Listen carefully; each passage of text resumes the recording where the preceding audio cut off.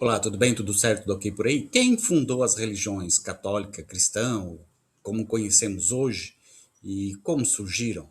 Não existe religião cristã, por vários motivos. Ninguém seguiu Jesus, exceto, excepcionalmente, o louco Francisco de Assis, que possuía poucos bens, mas os ofereceu e deu todo o dinheiro a quem precisava, chegando a devolver a roupa ao pai, um comerciante burguês, permanecendo nu na praça pública. Roque de Montpellier e talvez Antônio Abade, que vendeu todos os seus bens e deu dinheiro aos pobres, como Jesus pediu ao jovem rico e como, sem dúvida, havia pedido aos seus supostos discípulos, e isso fica claro em alguns textos, mas Antônio se isolou, Roque às vezes, enquanto Jesus tentava ser um fermento entre o povo, assim como Francisco. Por quê? Como Jesus explicou ao jovem rico e aos seus apóstolos no discurso subsequente em Mateus capítulo 19, versículo 16 a 24, Marcos capítulo 10, versículo 17 a 25 e Lucas capítulo 18, versículo 18 a 25, o caminho de Jesus não era o judaico. Dar 10% dos seus bens ao templo, isso é, à casta de levitas e aos descendentes de Araão e sacerdotes. Nem consistia, como os essênios, de dar 100% dos seus bens a uma comunidade fechada, o caminho trilhado por Simão Pedro, o Zelote e seus seguidores, que foi a base da igreja. Mas sim em viver um total desapego depois de dar 100% dos seus bens aos pobres, gerando assim não uma comunidade fechada como a de Simão Pedro ou a dos essênios, mas uma comunidade universal. Porque, para nosso grande pesar, Jesus não era o Messias, o Cristo ungido. E isso porque o povo judeu tinha uma compreensão muito clara do que essa palavra, o Messias, em hebraico, Christos, em grego, ungido seria, ou seja, rei libertador, ungido seria, ou seja, o rei libertador de Israel, cuja linhagem governaria Israel para sempre. Mas essas profecias, Salmo 89, versículo 4, Salmo também Salmo 89, versículo 36, 37, Salmo 110, versículo 1 e 4, Isaías, capítulo 9, versículo 7, Ezequiel, capítulo 37, 21 a 25, Daniel, capítulo 7, 14, o famoso Daniel, e João, capítulo 12, versículo 34, nunca se cumpriram, pelo menos não nos últimos 2 milênios. Como Jesus não era o Cristo, o Rei ungido, não pode haver uma religião cristã, nem cristãos, nem mesmo aqueles três mencionados acima, que assim seguiram, os três mencionados ainda há pouco, que se seguiam Jesus, mas não seguiam nenhum Jesus Cristo, nenhum Cristo inexistente.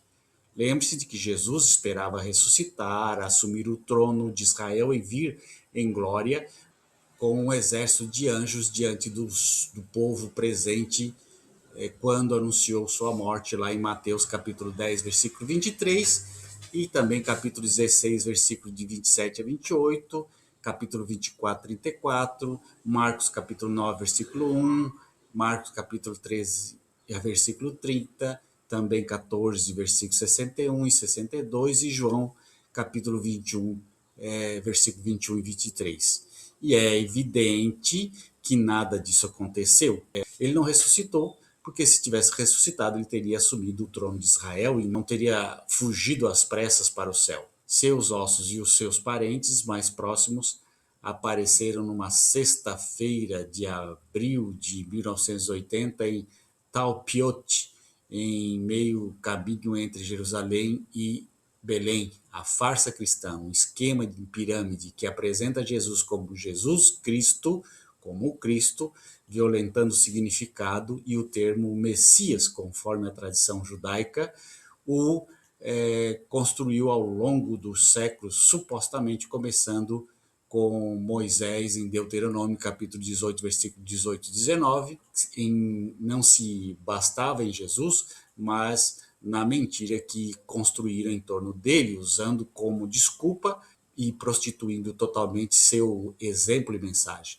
Já era hora de nos recuperarmos. O esquema em pirâmide começou quando Simão Pedro, que era o Zelote, não apenas porque o outro suposto Simão, o Zelote, supostamente um dos 12 apóstolos, mas que não tem vida além de parecer nas listas dos 12 apóstolos elaborados por Pedro.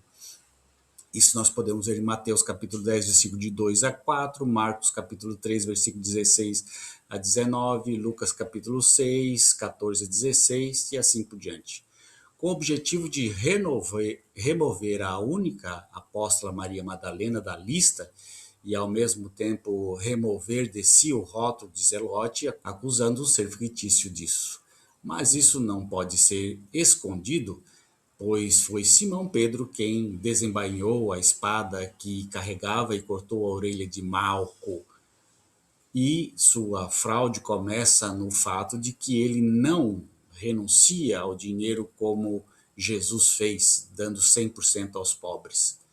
Mateus capítulo 19, 21, Marcos capítulo 10, 21, Lucas capítulo 18, 22 também mostram que não foi assim que aconteceu, mas exige 100% para administrá-lo ele mesmo.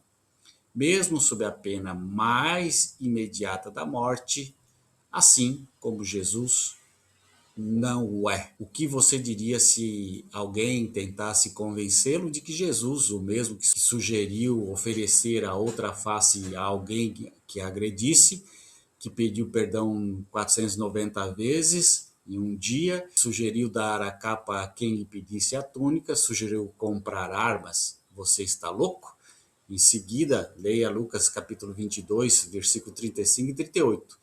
Nesse texto, a única verdade é que Jesus não os deixava tocar em dinheiro, pois aprendera com os essênios, que, no entanto, viviam isolados do mundo ou temiam a vivê-lo. Essa é mais uma das mentiras contadas por Simão Pedro Zelote, que de fato estava interessado em uma insurreição armada. E, na verdade, ele confessa isso algumas vezes no capítulo depois, em Lucas capítulo 24, versículo 19 a 21, após descobrir que esse não era o plano de Jesus.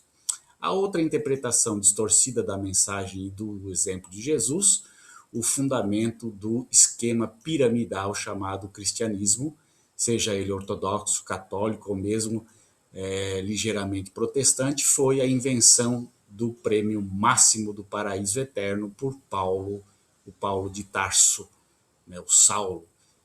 Para Jesus, a vida eterna era garantida, quer levasse ao inferno eterno ou ao paraíso eterno. E eram as ações de cada um que determinava seu destino eterno. Não estou aqui inventando isso, está escrito em Mateus capítulo 25, 31 a 46. No entanto, Saulo, que é o Paulo de Tarso, que nunca conheceu Jesus e que inventou sua proposta, sua suposta mensagem para reinventou sua suposta mensagem para atender aos seus próprios propósitos, mas fez o mesmo com as escrituras judaicas, raramente as citava corretamente, mas sim remodelando-as para a sua vantagem. Inventou a ideia de que a vida eterna era obtida por meio de simples credulidade. Romanos capítulo 1, versículo 17, Romanos capítulo 3, versículo 24, 25, 27, 28, Romanos 4, 14, Gálatas 3, 26, Filipenses 3, 8, 2 Timóteo 3,15, 1 Pedro 1,5. Em outras palavras, se você crê que Jesus era o Messias, o Cristo, você já obteve a vida eterna e, além disso, o paraíso. Como dizer que você vai ganhar um prêmio máximo na loteria de Natal só por acreditar que vai, sem nem precisar comprar um bilhete. Se lhe oferecessem tal recompensa, apenas por ser ingênuo, você não seria ingênuo? Isso foi o nazismo da credulidade católica ortodoxa e protestante, mas não muito protestante, mas chegou ao cerne da questão. é possível perceber quais são as semelhanças e em que medida existem entre uma mensagem, a de Jesus, o suposto ungido de Deus, e a outra, a de Pedro e a de Paulo. São mensagens totalmente diferentes, distorcidas. Jesus diz uma coisa, Pedro e Paulo dizem outra. Quem está com a verdade? Um grande abraço, tchau.